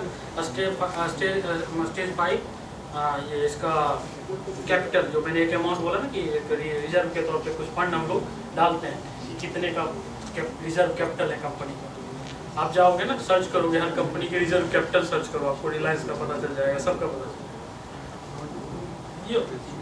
ये डाटा ओपन सोर्स में। और at last commencement of the business. So थोड़ा सा डिफाइन कर लेते हैं। DSC आजकल जो सिग्नेचर है वो मैनुअल से कन्वर्ट हो गया, डिजिटलाइजेशन आ गया, तो बहुत सारी चीज़ों को कंट्रोल करने के लिए डिजिटल सिग्नेचर अवेलेबल। अब हर चीज़ के लिए हम रजिस्ट्रार ऑफिस, यहाँ का रजिस्ट्रार ऑफिस कानपुर, आपको जब भी काम पड़े, क्या आप as a businessman, as a company director, आपके पास इतना वक्त है कि हर बात के लिए कहाँ जाओगे? कानपुर नहीं जा सकते, अब इतना संभव नहीं। रिलायंस का रजिस्ट्रेशन एड्रेस जो अहमदाबाद होगा, तो आपको लगता है बम्बई से हर दिन उठ के अंबानी वहाँ आएंगे? नहीं है। तो इसके लिए अब क्या होगा ना, डिजिटलाइजेशन हो गया। डिजिटलाइजेशन के लिए बहुत सारे पोर्टल हो गए, और आप किसी भी डॉक्यूमेंट को अपने डिजिटल सिग्नेचर आप सेंड कर देते हो तो वो कंसीडर हो जाता है। मतलब आप लैपटॉप में ही अपना वो साइन है, पेन पैड की जरूरत नहीं है, उसको लगा दो, वो सिक्योर्ड सिग्नेचर है, एक मतलब क्या इंक्रिप्टेड बोल सकते हैं ना आपके लैंग्वेज में। सो कंप्यूटर साइंस के लैंग्वेज में इंक्रिप्टेड है प्रोडक्ट और सर्विस है, और जो कि आप उसको किसी भी डॉक्यूमेंट को ऑथेंटिकेट कर सकते हो साइन जैसे। नंबर 2, आपको नेम रिजर्व, कंपनी का नाम, जैसे आपने सोचा XYZ, शिखा, पिता, जो भी, राजा, राम, एनीथिंग नाम हम रख लेते हैं। This is not possible. आपको क्या करना पड़ता है, शुरुआती रूप से कंपनी के नाम को ऑप्शंस के तौर पे एप्लीकेशन में डालना पड़ता है। शुरुआती एप्लीकेशन उसमें 3 नाम या 5 नाम, इस तरह से 5 नाम जनरली मांगे जाते हैं। आप 5 नाम प्रपोज करते हो, ये 5 में से कोई नाम मिल जाए। ऐसा भी हो सकता है कि उस नाम की कंपनी पहले से 5 में से एग्जिस्ट करती होगी, तो आपको वो नाम नहीं मिलेगा। आपसे बोला जाएगा kindly resend your name, these names are not available. So आपको पहले नाम बुक करना होगा। नाम जब अप्रूव होके आ जाएगा, then you have to document preparation. Document preparation में जनरली स्टेज है, ये आप लोग खुद तो कर नहीं सकते, इसके लिए सीए और सीएस की मदद लेनी पड़ेगी, लीगल एक्सपर्ट से लेनी पड़ेगी, लेकिन स्टेज क्लियर होना चाहिए कि ये होता है। ऐसे कल आप अपना कुछ करना चाहते हो तो आपके पास स्टेज क्लियर हो कि हम क्या करेंगे। पहले तो हमें डीएससी लेना होगा, सीए आप किसी के पास गए सीए के पास, इन 5-6 स्टेज से ज़्यादा कुछ बताता है ना, तो फिर आपको एक बार एक्सप्लोर करना चाहिए कि सीए कहीं बिल तो नहीं बना होता है ना। हम डॉक्टर के पास जाते हैं, क्लियर होता है बीमारी ये है, बीच के 2-4 टेस्ट वो मुफ्त के लिख देता है, एक टेस्ट उसमें जेन्युइन लिख देगा, 2-3 टेस्ट एक्स्ट्रा, 4 टेबलेट जेन्युइन लिखेगा, 3 टेबलेट एक्स्ट्रा, 7 टेबलेट अगर डॉक्टर करता है ना तो वो विटामिन और ये वो करके कैल्शियम विटामिन की दवाई 2-4 लिख। वाई? क्योंकि उससे कुछ बुराई भी नहीं होनी है, सब्स्टिट्यूट के तौर पे बॉडी में काम कर जाएगा और उसकी दवाई बिक जाएगी, दवाई बिक जाएगी तो डॉक्टर को कमीशन मिल जाएगा। So these are the way out to do the business. तो ये 6 स्टेज है, मतलब छठा तो सीधा कमर्शलाइजेशन है। पहला स्टेज डीएससी प्रोक्योर करते हो, डिजिटल सिग्नेचर। दूसरा स्टेज आप क्या करते हो, नाम रिजर्व करते हो। नाम रिजर्व वैसे करते हैं कि इसमें हम कुछ नाम, 5 नाम सीए के थ्रू भेजते हैं, वहां से हमारे गवर्नमेंट की तरफ से या registration registrar of the company के तरफ से हमारे पास रिप्लाई आता है। जो नाम अप्रूव हो गया वही आपकी कंपनी का नाम होगा, नहीं अप्रूव हुआ 5 में से तो आपको दोबारा भेजना। ये जरूरी नहीं कि आप जो भी नाम चाहो वो काम कंपनी का नाम कंपनी का रख सकते हो। So that is number 2। Number 3 document preparation में वो एक तरह से कंपनी का constitution, laws, bylaws, MOA, AOA, ये सारी चीजें बनानी होती है, डायरेक्टर का प्रोफाइल, ये बहुत सारी चीजें डॉक्यूमेंट्स बनानी होती है, वो सीए आपको करवा देगा। खुद से करने वाली चीज भी नहीं है, आपके बस विजन, मिशन, ऑब्जेक्टिव्स को उसमें डाला जाएगा, आपसे पूछ के डाला जाएगा आप किस फील्ड में काम करना चाहते हो, बिजनेस सेक्टर कौन सा होगा, कौन कौन से अभी। अच्छा, उसमें हमेशा कभी ऐसा करना ना तो सेक्टर भी ब्रॉड में लेना। कभी भी किसी को कोई कंपनी रजिस्ट्रेशन करना हो ना तो भले काम करना इस बोतल बनाने की या पानी मतलब ट्रीटमेंट प्लांट का, लेकिन बिजनेस को हमेशा ब्रॉड रखें, क्योंकि किसी एक प्रोडक्ट पे तो दुनिया में कोई कंपनी जिंदा ही नहीं। बिस्लरी किसका प्रोडक्ट है? पेप्सिको। हाँ, तो पेप्सिको का ही रिलेट करता है।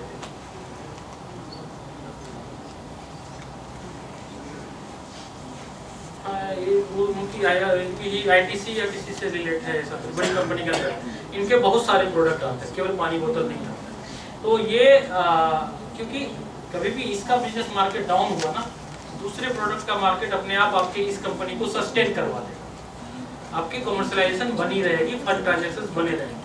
तो इसलिए जब कभी भी कंपनी, एक सजेशन होगा मेरा, whenever you are going to register the company, तो हमेशा उसके जो सेक्टर्स हैं वो ब्रॉड रखना, ताकि फ्यूचर में एक्सपेंशन का बना रहे। नहीं तो फिर से आपको लीगल कॉम्प्लायंस पे जाना पड़ेगा, अपनी कंपनी के रजिस्ट्रेशन को रिव्यू करानी पड़ेगी और सेक्टर ऐड कराना पड़ेगा, पैसे खर्च। तो शुरू में ही एक फ्यूचर प्लान के तौर पे अभी हम ये कर रहे हैं, 3 साल बाद ये करेंगे, फिर ये करेंगे, ये स्टेज थोड़ा सा अपना डिफाइन करें। सो this is the number 3। Number 4 में कंपनी इनकॉर्पोरेट हो जाएगी, उसके कुछ चार्ज गवर्नमेंट लेती है, कुछ चार्ज आपका सीए और सीएस लेगा।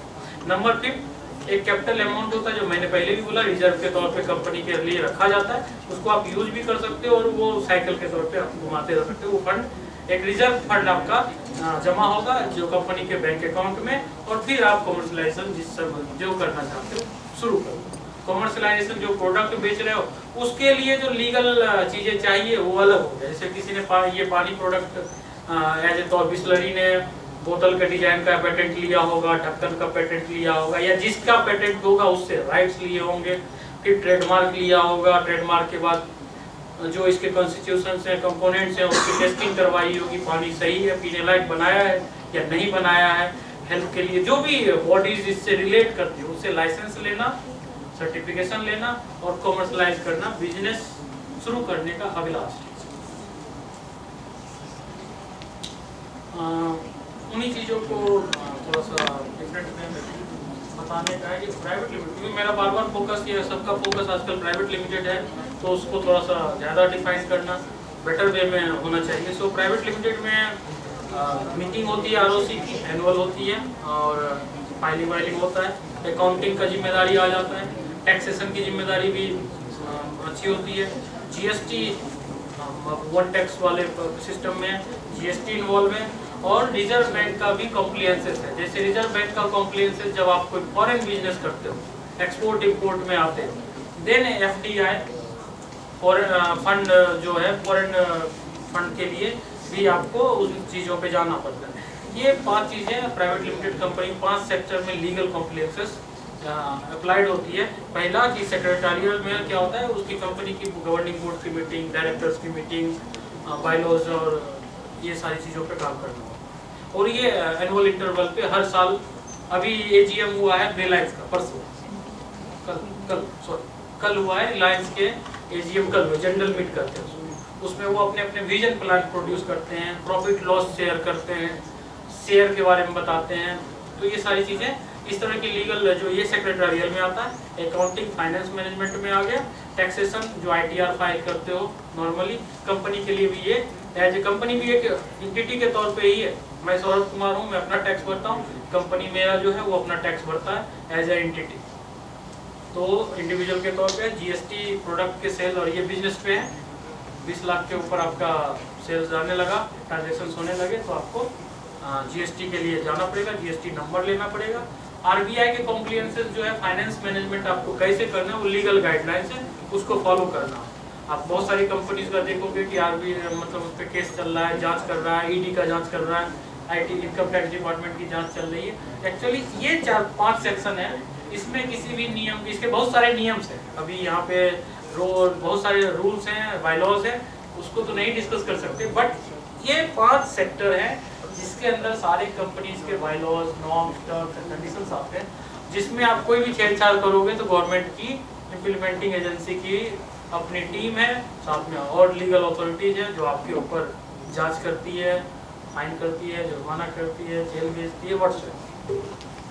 सो दीज आर द कॉम्प्लियंसेस। आपको हमेशा ये ध्यान रखना पड़ेगा प्राइवेट लिमिटेड कंपनी के तौर पर। टैक्स रेट को छोड़ते हैं, ये वेरिएबल है, ये प्रॉफिट और उसका गवर्नमेंट के नॉर्म आईटीआर के बदलते रहते हैं, तो इसको टैक्स अप्लाइड होता है प्राइवेट लिमिटेड कंपनी पे, वो आप देख सकते हैं। स्टार्टअप इंडिया रजिस्ट्रेशन, जो मैंने डीपीआईआईटी की बात की थी, स्टार्टअप के कैटेगरी में तभी कंसीडर होगे जब आप डीपीआईआईटी रजिस्ट्रेशन लोगे।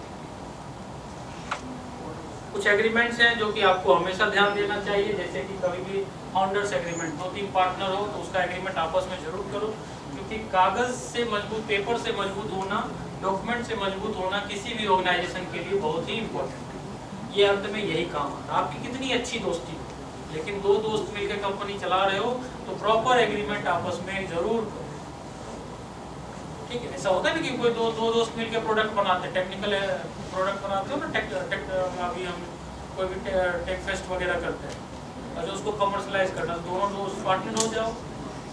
अब कल किसी को कोई बहुत ज़्यादा फायदा उठा लिया तो बिना लीगल डॉक्यूमेंटेशन में एक अंडरस्टैंडिंग के हिसाब से एग्रीमेंट साइन होना चाहिए, पार्टनरशिप एग्रीमेंट होना चाहिए। कोई इन्वेस्टर बाहर से आ रहा है तो प्रॉपर इन्वेस्टर, अब जैसे कोई बोलता है कि चलिए आप में हम इन्वेस्ट करते हैं, जो मन करेगा वो शेयर दे दीजिए। आज इन्वेस्ट कर दिया और आपने शेयर परसेंटेज उससे डिस्कस नहीं, भविष्य में वो 5% की जगह आपसे 15% मांग दे, आपकी कंपनी का 15% वो कब्जा करते हैं। तो आपको जो भी डिस्कशंस आपस में हो, जो भी रिटर्न के प्रोसेस हो, वो एग्रीमेंट शुरुआत में ही कर, मतलब कोई भी काम शुरू करने से पहले कागजी रूप से मजबूत होना चाहिए एक कंपनी को, एक स्टार्टअप को, या किसी भी बिजनेस को। एम्प्लॉयमेंट एग्रीमेंट, अच्छा वो तो हम देते हैं, अपॉइंटमेंट लेटर देते हैं, वो एग्रीमेंट है।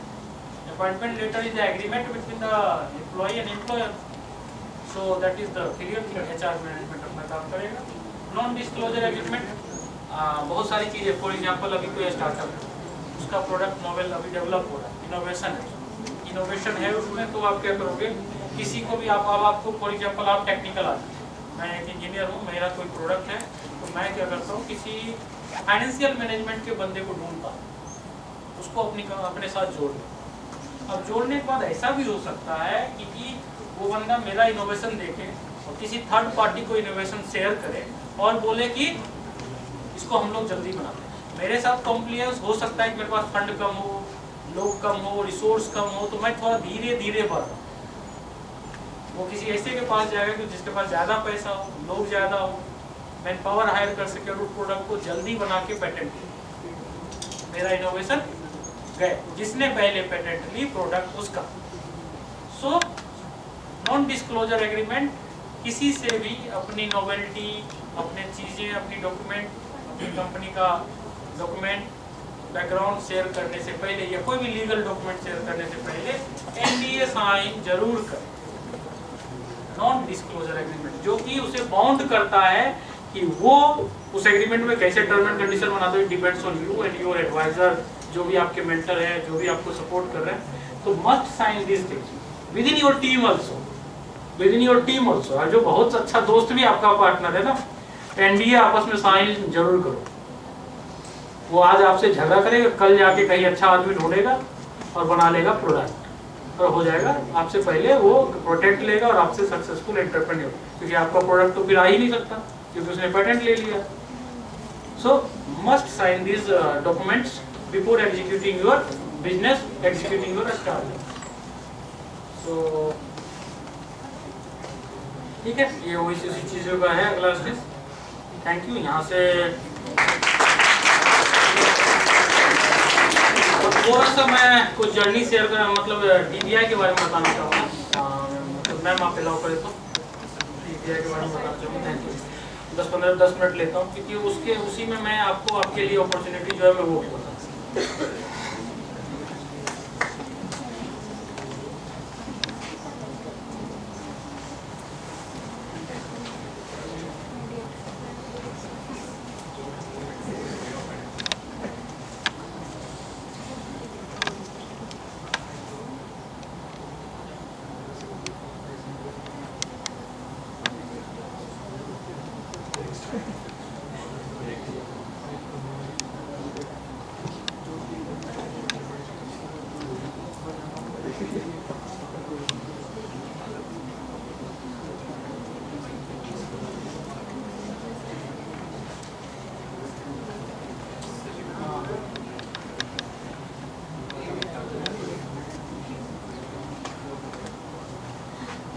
आपके लिए जो इम्पोर्टेंट है थर्ड पॉइंट है, फोर्थ पॉइंट है, थर्ड एंड फोर्थ। और थोड़ा सा लास्ट वाला स्लाइड मैं बताऊंगा, उसमें थोड़ा सा मोटिवेशन। सो ये जो हमारा TBI है एक लीगल एंटिटी है, सोसाइटी एक्ट के अंदर रजिस्टर्ड है। Society act 1860 Krishnapat incubation society. It is autonomous body apart from the KIET group of institution. KIET की सोसाइटी अलग है, हमारी सोसाइटी अलग है। So we are separate body, registered inter entity and 2007 से काम कर रहा है। DST government of India and KIET group of institution इसके promoters. DST and KIET group of institution it is like a joint promoter. So from there we have started. हम लोग MSME से भी रजिस्टर्ड बिजनेस इंक्यूबेटर है, मतलब है। और साथ में हम लोग कह सकते हैं TG 12A CSR registered society. So these are the legal entities. KIET के बारे में बात नहीं करते हैं, ये मेरी टीम है। इसके अलावा सपोर्टिंग टीम जो है, core team, our director and joint director from the KIET and then myself and our account head Ashish Tomre is there chief operation officer. Avdhesh ji is manager training. So भी ट्रेनिंग के बारे में मैं बता सकता हूँ कि ट्रेनिंग हमने मैं बताता हूँ, अभी आगे एक स्लाइड होगी उससे मैं अपनी पूरी आउटकम्स बता दूँगा।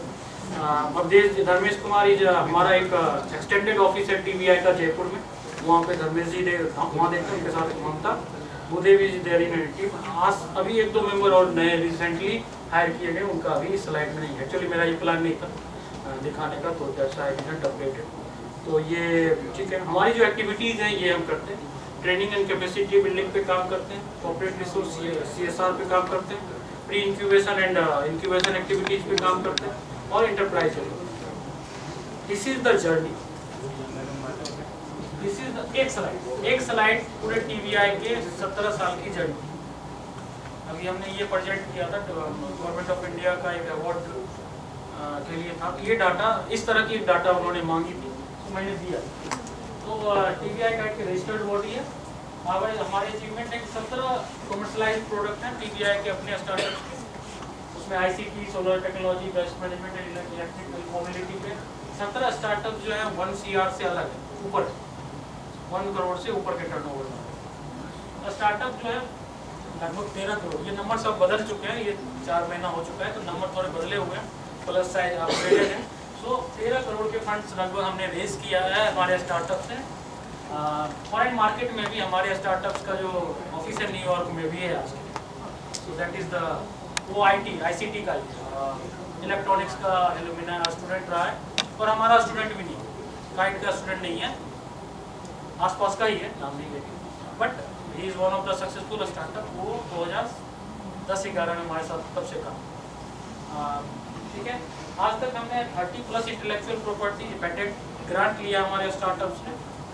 125 से ज़्यादा स्टार्टअप्स अभी हमारे पास हैं, 135 और 36 आज का नंबर है। 70+ स्टार्टअप जो है, जो स्टूडेंट्स टेक्निकल इंस्टीट्यूट, आप जैसे स्टूडेंट्स, ये नंबर भी अगले स्टेज। सो 70+ जो है वो स्टार्टअप जो है वो हमारे स्टूडेंट्स बैकग्राउंड है, फर्स्ट जनरेशन एंटरप्रेन्योर की, जिसके घर में किसी ने बिजनेस नहीं किया है, पापा ने, चाचा ने, दादा ने, किसी कोई बिजनेसमैन नहीं रहा, एंटरप्रेन्योर नहीं रहा, पहली बार उन्होंने सोचा कि हम कुछ करें। So that is the number. हमारे पास मेंटर्स और टेक्नोलॉजी पार्टनर्स बहुत सारे हैं, तो दिस इज द अचीवमेंट्स। नीचे भी इसी चीज़ को किया है। अब सबसे बड़ा नंबर है 18,000+ ट्रेनिंग हमने प्रोवाइड की है, दैट इज़ कि अब 19,000+ है। और एंटरप्रेन्योरशिप ट्रेनिंग प्रोग्राम आज तक हमने 400 ट्रेनिंग प्रोग्राम ऑर्गेनाइज किए, 400 ट्रेनिंग प्रोग्राम ऑर्गेनाइज किए। उसमें 25 से 60 तक के 100 तक के पार्टिसिपेशन होते हैं नंबर्स में। उसमें ESC, EDP, TEDP, WEDP, FDP। EDP is the entrepreneurship development programme, ESC is entrepreneurship awareness camp, WEDP is women entrepreneurship development programme, TEDP is technology based entrepreneurship development programme. ये 19,000 लोगों को हमने आज तक एंटरप्रेन्योरशिप की training दी, और generally ये काम हमने काइट के अंदर नहीं किया है, ना ही अपने स्टूडेंट्स को किया है। ये हमने उत्तर प्रदेश, उत्तराखंड, बिहार, मध्य प्रदेश और जयपुर के वेरियस सिटीज की TBI की टीम में। सो दिस इज द ट्रेनिंग। ये हमारा one of the strength. 18% startup जो है वुमेन फाउंडर्स हैं, 15% स्टार्टअप्स 15+ 20 के आसपास ये नंबर होगा, 20% स्टार्टअप अनप्रिविलेज सोसाइटी, मतलब कैटेगरी वाइज। SC ST हमारा फाउंडेशन तो नहीं रहा, लेकिन हम लोग कोशिश करते हैं कि ऐसा कोई आता है तो लोग सपोर्ट करते हैं, जिसके घर में ऐसा कुछ नहीं है, पढ़ाई में अब ज़्यादा कुछ नहीं करता, इसको मोटिवेट करते हैं, डाइवर्ट करते हैं, बिजनेसमैन बनते हैं। ये we are trying and day to day we are trying. तो दिस इज द नंबर।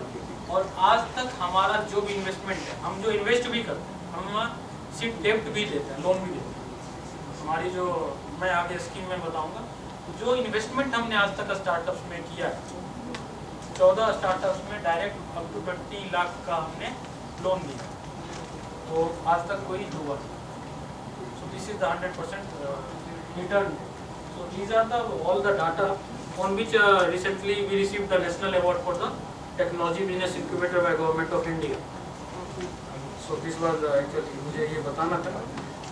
ठीक है, ये हमारी अचीवमेंट है। मुझे आपको जो बताना है, मैं वहाँ आ जाता हूँ। So scheme hosted by TBI kite, actually ये दिखा रहा था मुझे, क्योंकि आपके लिए इसी में opportunity. Scheme hosted by TBI kite so far. So pre incubation में हम लोग MSME के स्कीम्स को भी सपोर्ट करते हैं। वी आर द, मैं अभी एक एग्जांपल, रिसेंट एग्जांपल दूंगा, आप उससे जज कर लेना कि what relation we have with the MSME। अभी वर्ल्ड बैंक ने MSME के साथ एक पार्टनरशिप किया है, जिसमें कि इंडिया में रिवाइव्ड रूप में बिजनेस इंक्यूबेशन स्कीम आ गई, जिसमें कि अभी एक इनोवेशन हैकाथन MSME ने किया था, और बहुत सारे स्टार्टअप्स को 15-15 लाख का ग्रांट दिया। उसमें वर्ल्ड बैंक ने बोला कि आप पैसा ले रहे हो, कहाँ यूज़ कर रहे हो, मुझे दिखाओ। सो अभी जून में we have received host guest from world bank New York office. World bank, तो MSME ने TBI काइट का नाम दिया उन्हें कि आपको हमारा एग्जाम्पल देखना है, तो visit TBI KIIT in the Delhi NCR। और न्यूयॉर्क ऑफिस से वर्ल्ड बैंक के ऑफिशियल जस्टिन हिल्स, उन्होंने विजिट किया था TBI KIIT, TBI as a model business incubator. 2 जगह वो गए थे, उसमें से एक TBI था, एक जगह वो मतलब नया इंक्यूबेटर था कि नए जो आ रहे हैं वो कैसे था, वो हमने ही रिकमेंड किया था कि आप नया देखना तो वहाँ चले गए। दे हैव ऑल्सो स्टार्ट, सो नाम नहीं लूँगा। तो दो जगह गए थे, एज एक सक्सेसफुल इंक्यूबेटर और एक जस्ट स्टार्ट। सो TVI उस लेवल पे MSME के साथ हमारा वर्क है और पिछले 2009 से हम MSME ministry of small medium enterprises से के साथ काम कर रहे हैं। उसके अंदर अब ये पहले 6.5 लाख का ग्रांट मिलता था, लास्ट 2 महीने पहले स्कीम आई थी, 15 लाख का ग्रांट पर स्टार्टअप मिलता है और उसमें काम कर रहे हैं। मैं आता हूँ अभी आपके लिए जो इम्पोर्टेंट है ये दोनों का, मैं यहाँ से डिफाइन ये और ये वाला अभी क्लोज हो चुका है स्कीम, ये दोबारा आएगा, अभी आने वाला है। आप लोग इसमें आप ये ओपन है MSME के साइट पे ये स्कीम आती है और ये स्कीम आपको क्या करना होता है कि स्कीम में मतलब अपना आइडिया सबमिट करते हो, इंक्यूबेटर आपको चूज कर किस इंक्यूबेटर के साथ जुड़ के काम करना चाहो। और इंक्यूबेटर चूज करने में एक चीज, इंक्यूबेटर कैसे चूज करें ये एक बड़ा क्वेश्चन है। कोई भी मतलब लिस्ट में तो आपको 100-150 नाम दिखेंगे, 200 नाम दिखेंगे, तो आपको इस रीजन में मतलब आप देखोगे तो MSME के साथ तो 20-25 नाम दिखेंगे।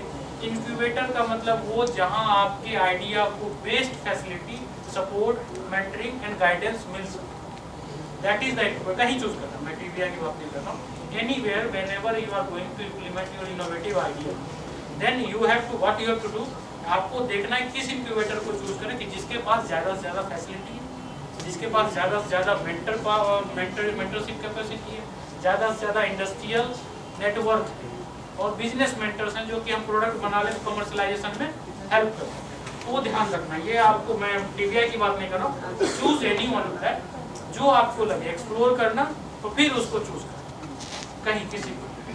सो that is here these schemes are running with us. NIDHI EIR जो है ये है just graduated science and technology से ग्रेजुएट, 4 साल के साइंस के बैकग्राउंड के लिए है ये। अगर जो कोई बंदा ग्रेजुएट किया है 4 साल के टेक्नोलॉजी बैकग्राउंड से या साइंस के भी 4 साल के कोर्स से या फिर साइंस के 3 साल के कोर्स प्लस 2 साल के एक्सपीरियंस के साथ, 2-3 कंडीशन है। साइंस टेक्नोलॉजी बैकग्राउंड से है, 4 साल का कोर्स ही हमारा होता है टेक्नोलॉजी से, देन ही इज एलिजिबल। अगर जो वो फार्मेसी भी 4 साल का होता है वो भी चलेगा, यानी कि साइंस बैकग्राउंड के 4 साल के कोर्स से है तो भी चलेगा। आई थिंक सो कुछ जगह BSc भी अब 4 साल का होने लगा है तो वहाँ भी वो एलिजिबल है 4 साल के कोर्स वाले में, या फिर 3 साल का BSc प्लस 2 साल का BSc और डिप्लोमा भी चलेगा, BSc और डिप्लोमा प्लस 2 ईयर का एक्सपीरियंस। तो निधि EIR क्या है? NIDHI national innovation initiative for developing and harnessing innovation. NIDHI is a word, not a name of any individual, ये शॉर्ट फॉर्म है। तो निधि EIR और EIR means entrepreneur in residence. So ये fellowship scheme है, M.Tech करने जाते हैं फेलोशिप मिलता है, सुना है सब आप लोगों को? गेट करके M.Tech करेंगे तो कितने हजार महीने मिलेंगे, ठीक। तो उसी तरह 1 साल आपको अपने आइडिया को डेवलप करने के लिए 30,000 पर मंथ का फेलोशिप मिलता है। Fellowship that is grant, fellowship grant मिलता है कि उस पैसे से अपना भी खर्चा चला लो और साथ में अपने प्रोडक्ट पे भी, आइडिया पे भी लगाओ और उसको कन्वर्ट करो 1 साल के अंदर। और उसमें आपको mentoring support, infrastructure support, technical support आपका इंक्यूबेटर दे, उसके आपको कुछ नहीं करने होते, कुछ चार्जेस होते हैं अप्लाइड, वो 10% के आसपास अलग अलग इंक्यूबेटर में अलग अलग है। कोई फिक्स अमाउंट लेता है, कोई 10% चार्ज ले लेता है, आपको जितना ग्रांट मिला 10% चार्ज ले लिया बस। तो वो उस चार्ज पे आपकी सारी facility, access, 24/7 office space, work, prototyping facility, lab facility, mentor सब प्रोवाइड करना इंक्यूबेटर का काम। सो ये 1 साल तक मिलता है आपके अपनी आइडिया को कन्वर्ट करने के लिए। तो ये सस्टेनेंस हो गया, ताकि आप इनिशियल लेवल पे हो तो थोड़ा सा मैच्योर हो जाए, ताकि आप अपने प्रोडक्ट को आगे ले जा सकें। अगला स्कीम है निधि प्रयास, इसमें 10 लाख तक का ग्रांट मिलता है। EIR से अगले स्टेज पे आ जाओ या फिर शुरुआत से भी आ सकते, दोनों साइड। इसकी एलिजिबिलिटी है 12वीं पास, all of you are eligible. आपके पास कोई इनोवेटिव आइडिया है और आप उसको कमर्शलाइज करना चाहते हो, फ्यूचर में बिजनेस के तौर पर कन्वर्ट करना चाहते हो, ऐसा एंथुजियाज्म है तो आ सकते हो। अदरवाइज वहाँ कमिटी बहुत बड़ी है, कोई ना कोई घसीट के बाहर कर, मतलब इतनी ज़्यादा रिगरस इंटरव्यू हो जाते हैं कि वो समझ जाता है कि ये आया है पैसा देख के आया, सरकारी पैसा बढ़ रहा है तो आ गया सामने PPT लेके, तो वो आउट करने में ज़्यादा देर नहीं होती है। तो वो बल प्रयास स्कीम में 10 लाख का ग्रांट मिल सकता है और इसमें 12वीं पास होगी। तीसरा है seat support. Seat support is with us. Seat support का मार्केट थोड़ा सा चेंज भी हो गया, हमारे पास बहुत पहले से, तो हमारी पॉलिसी अलग है। अब जो गवर्नमेंट ऑफ इंडिया की स्टार्टअप इंडिया के थ्रू सीड फंड मिल रहा है, वो इक्विटी मॉडल, डेब्ट मॉडल, अलग अलग मॉडल्स हैं, उसमें तो डिटेल में जा सकते हो। हमारे पास जो अवेलेबल है, अगर जो आपका कोई बिजनेस आइडिया है, कमर्शलाइजेशन लेवल पे आ चुका है, कंपनी रजिस्टर्ड हो चुकी है और आप उसको कमर्शलाइज एक तरह से लॉन्च कर चुके हो, तो आपको without any collateral, without any mortgage, हम आपको 20 लाख तक का सीड सपोर्ट यानी कि लोन प्रोवाइड, और उसका जो इंटरेस्ट रेट वो 6% with some equity that legal compliances, वो बैठ के बात वो टेबल पे बात करते हैं। ये एक तरह से बिजनेस डील है। सो ये हमारे पास अवेलेबल है, और ये 3 स्कीम्स हम देते हैं स्टार्टअप्स को। उसके अलावा ministry of electronics and IT information technology का टाइप 2.0 ये ग्रांट के फॉर्म में आता है। इसमें हम एक 4 लाख का फेलोशिप, जो EIR जैसे आपने पढ़ा ऊपर 30,000 पर मंथ, उसी तरह 4 लाख टोटल कंसोलिडेटेड अमाउंट साल भर में 3 या 4 टुकड़े में आपको मिलेगा as a fellowship. Type 2.0 EIR scheme and type 2.0 grant scheme 7 lakh का, जैसे उसमें 10 लाख का था प्रयास में, यहाँ 7 लाख का। So these are the schemes still available. हम एप्लीकेशन अभी EIR और प्रयास का ले रहे हैं और कुछ दिन में टाइप का ले, तो EIR और प्रयास का एप्लीकेशन ले रहे हैं, अगले 2 वीक में कभी भी एवेल्यूशन होने वाला है। अभी अवेलेबिलिटी EIR में 4 कैंडिडेट को देख ले हम, प्रयास में भी 4 से 5 कैंडिडेट को देख, क्योंकि हमने लगभग इस साल का जो हमारा टारगेट था, हमने लगभग 60% कंप्लीट किया। सो अभी हमने अप्रैल मई में ये सारी सिलेक्शंस कर लिए थे। अब 30% के आसपास, 30 to 40% के आसपास हमारे पास अभी भी ओपनिंग्स हैं, जो कि एप्लीकेशन हमारे वेबसाइट पे आके ले सकते हैं। TBI का जो वेबसाइट है वो सेपरेट है, tbikite.in। वहाँ जाके आप ऊपर रोलिंग नोटिस में आ रहा है, वहाँ से आप क्लिक करके एप्लीकेशन किसी को कोई भी या तो खुद दे सकते हो, या अपने जानने वाले किसी के पास ऐसा कुछ है, कुछ कर रहा है, you can share with them. So these are the scheme available for you. Actually मुझे इस PPT से यही बताना, बाकी चीज़ें हमारे लिए है, आपके लिए नहीं है। एक और चीज़ कर सकते हैं, किसी के कनेक्ट में कोई स्कूल है जहाँ पे हम यस प्रोग्राम लास्ट में है, जो CSR प्रोग्राम है, वो हम 5 डेज का वर्कशॉप कर सकते हैं, और awareness against the health and covid, that is also sponsored by the department of science and technology, government of India, so that we can do for the school and village also. गाँव के पंचायत के लिए भी 2 दिन का programme है। मतलब हमारी सारी फंडिंग एंड ऑर्गेनाइजिंग टीम हमारी तरफ से, कि मैं फैकल्टी और इनसे रिक्वेस्ट करूँगा कि कहीं भी किसी स्कूल में किसी के कनेक्ट में ऐसा हो, गाजियाबाद रीजन हो, it is for the district, so वो हम कर सकते हैं, तो वो प्रोग्राम कर सकते हैं। वो जो किसी के कोई गांव से बिलोंग करते हैं, तो गाजियाबाद के गांव में आप हमें बताएं, हम लोग हमारी टीम जाती है, और ये 2 दिन का हम उनके ऊपर मतलब डाइटिशियन अलग अलग लेवल से जितना हो सके, जितना वक्त मिलता है, कोशिश करते हैं कि हेल्थ अवेयरनेस क्रिएट। ये भी DST का एक प्रोग्राम है, इसको हम लोग हमारे इंक्यूबेशन का रोल नहीं है actually, why we do, so we have a good relation with the DST। अभी भी हमने DST ने ऑर्गेनाइज किया था स्टार्टअप उत्सव दिल्ली में 12 अगस्त को, तो विदाउट एनी डॉक्यूमेंटेशन सारा काम मुझे दे दिया, परचेज आप करो, स्टेज आप देखो, चीफ गेस्ट मिनिस्टर आ रहे आप हैंडल करो। तो ये एक रिलेशन विद द TBI है, इसी रिलेशन में ये काम भी हमें दे दिया, चलो ये काम कोविड के ड्यूरिंग आप तो CSR, तो we can still we have the funds under this scheme, so we can do that. और जो कोई गांव से बच्चे भी आ रहे हैं आसपास के गांव से, they can connect us, we will organise programme under that leader, coordinator उनको अपॉइंट कर दीजिए। Thank you. So these are the schemes. इसके अलावा कभी भी जरूरत पड़ती है कुछ एडवांस लैब्स की, तो अपार्ट फ्रॉम द एकेडमिक्स, मैं भी काइट के इंफ्रास्ट्रक्चर से आप लोग इंट्रोड्यूस्ड होंगे, गए होंगे, तो काइट की जो इंफ्रास्ट्रक्चर लैब्स हैं, COEs हैं, वो भी अच्छे हैं, एक अच्छे स्टैंडर्ड्स के हैं। उसके अलावा हमारे पास TBI के पास सेपरेट अपना प्रयासशाला है, प्रयासशाला जिसको हम लोग फैब लैब भी करते हैं, और वो फैब फाउंडेशन USA से सर्टिफाइड, तो किसी को भी किसी भी तरह की इस तरह के इक्विपमेंट की जरूरत हो, 3D printer, vinyl plotter, metallic laser, injection moulding, जो कोई प्रोडक्ट बनाते हैं, जैसे बोतल भी बनाए तो मोल्डिंग से बन सकता है।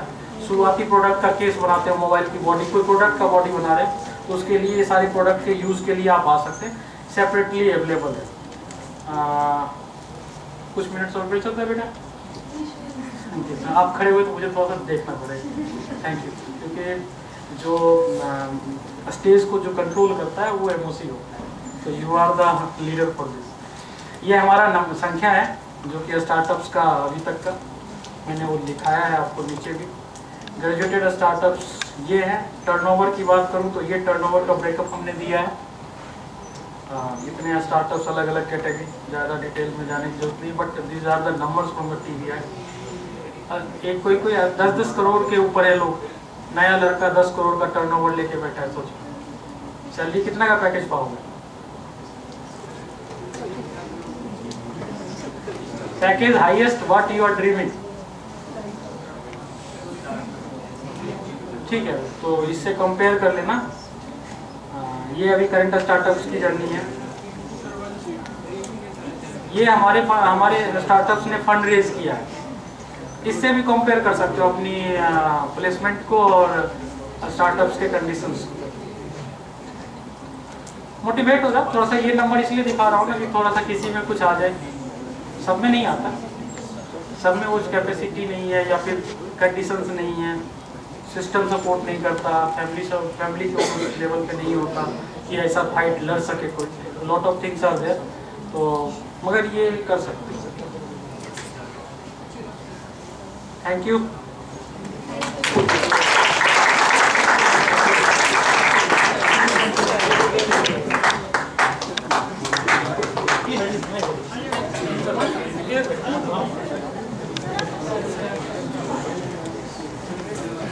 Thank you, sir, for sharing such useful and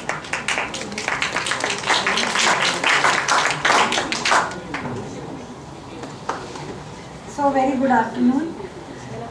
To start with, I would like to thank our esteemed guest from the TBI KITE from the bottom of my heart, sir, for sparing the valuable time and be utilized by students of IMS. Surely मैंने आपको बताया था अभी। Yes. तो हमेशा जब कभी भी एक पर्टिकुलर इन्फॉर्मेशन है यू आर देयर, मुझे हमें किसी भी कॉम्प्लिकेंसेस की जरूरत नहीं होती है, ना ही बस आप एक इन्फॉर्मेशन से यू आर देयर ऑलवेज हमें provide. Thank you, sir. Thank you so much. So I am also thankful to our director, sir, Professor Dr. Vikram Bali. He is not present here, but he has always been a source of motivation for all of us for doing such events. And I am also thankful to all the faculty members for sparing their valuable time. Thank you, dear students. Hope this session will definitely help you in future. Thank you so much.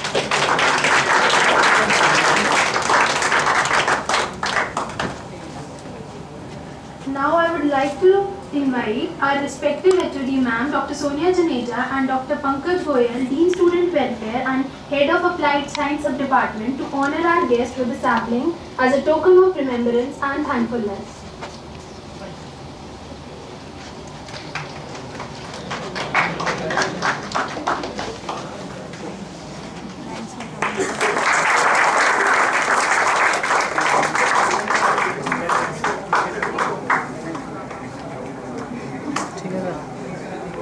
Thank you, sir. Thank you, ma'am.